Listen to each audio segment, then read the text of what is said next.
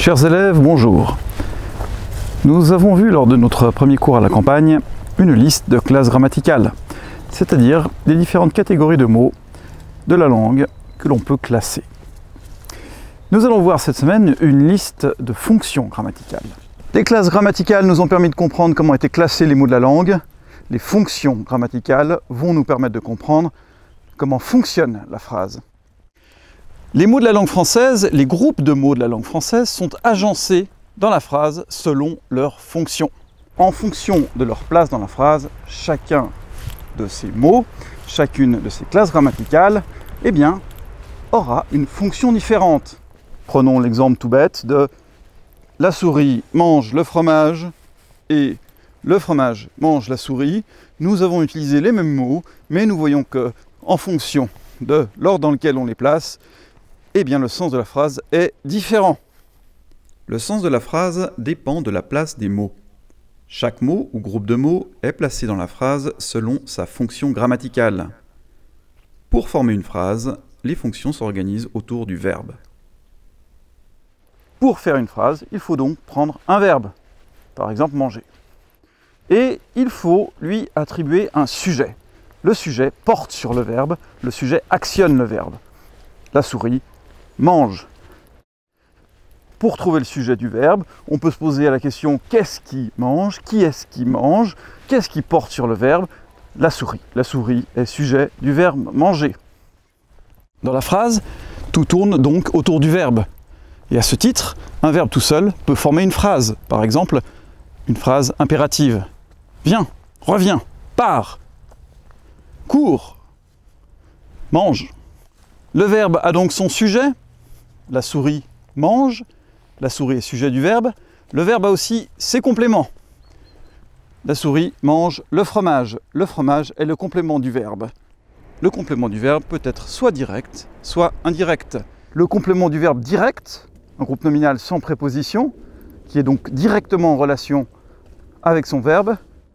Le complément du verbe indirect, un complément du verbe avec préposition, qui est donc indirectement en relation avec son verbe, c'est-à-dire un verbe avec un complément introduit par une préposition. Lorsque le complément du verbe est un groupe nominal sans préposition, en l'occurrence dans « la souris mange le fromage n'est pas précédé d'une préposition, c'est donc un groupe nominal, le fromage est complément du verbe direct. Le complément du verbe indirect est donc un groupe nominal avec préposition, le chat monte sur la table. Sur la table est complément du verbe indirect parce que c'est un groupe nominal avec préposition. Il y a des verbes qui demandent des compléments du verbe direct, ce sont les verbes transitifs directs. Manger quelque chose, demander quelque chose, prendre quelque chose. Il y a d'autres verbes qui sont des verbes transitifs indirects, des verbes qui demandent un complément du verbe indirect. Monter sur, parler de, parler à, se souvenir de, venir de, revenir de, s'opposer à, se placer sous,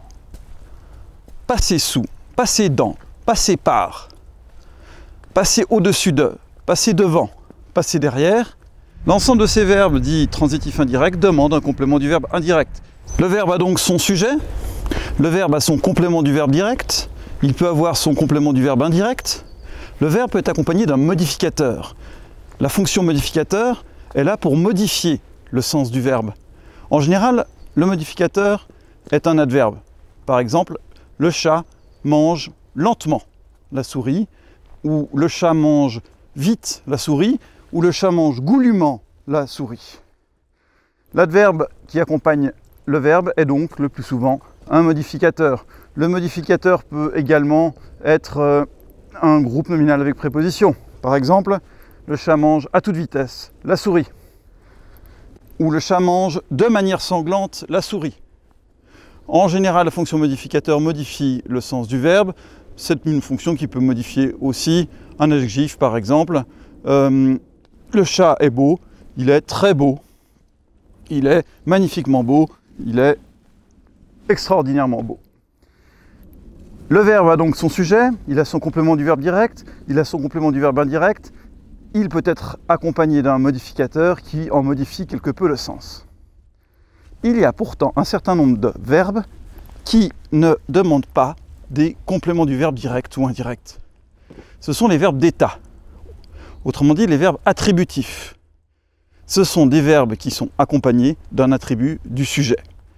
Les verbes attributifs, être, demeurer, rester, avoir l'air, paraître, sembler, passer pour, sont construits avec un attribut du sujet.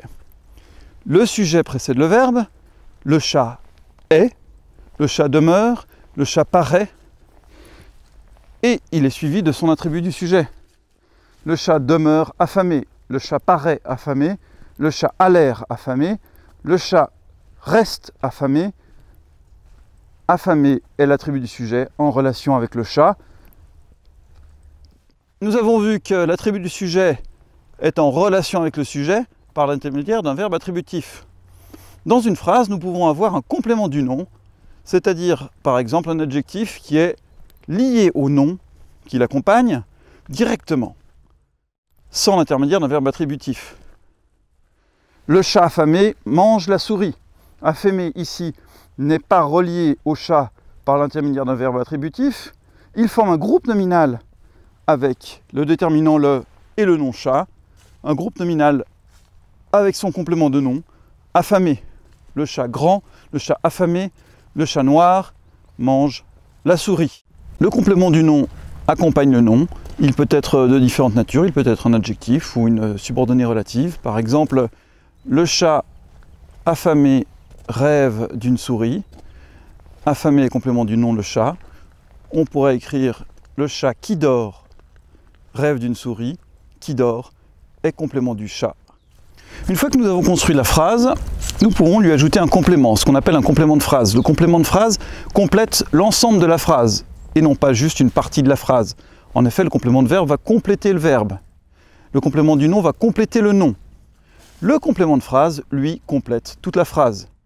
Dans l'exemple « Le chat qui dort rêve d'une souris », nous pouvons rajouter un complément à cette phrase, par exemple « tous les matins » ou bien « durant la nuit ». Ce complément de phrase a pour particularité de pouvoir être bougé dans la phrase sans en changer le sens. On peut dire en effet « tous les matins, le chat qui dort rêve d'une souris » ou bien « le chat qui dort rêve d'une souris tous les matins » ou bien même « le chat qui dort tous les matins rêve d'une souris » voire même « le chat qui dort rêve tous les matins d'une souris ». C'est donc typique du complément de phrase, ce groupe de mots qui peut être mis au début, au milieu ou à la fin d'une phrase et qui donne un sens supplémentaire à la phrase, qui lui donne une indication, une nuance d'ordre du lieu, du temps, de la manière, du moyen, qui peut rajouter une concession ou une hypothèse à la phrase. Il faut retenir donc la liste des fonctions grammaticales avec leurs abréviations, S comme sujet, CVD comme complément du verbe direct, CVI comme complément du verbe indirect, AT-S comme attribut du sujet, CN comme complément du nom, mode comme modificateur et CP comme complément de phrase. Cette liste de fonctions grammaticales, je vous demande de la retenir pour la semaine prochaine. Nous en avons besoin pour analyser la phrase, pour comprendre la fonction des groupes de mots dans la phrase et ainsi comprendre la relation des mots les uns avec les autres dans la phrase. C'est ce qui donne du sens à la phrase. Et n'oubliez pas de faire le petit exercice en ligne qui permet de vérifier si vous avez bien retenu la liste des fonctions grammaticales. Je vous souhaite un bon travail et à bientôt pour un nouveau cours.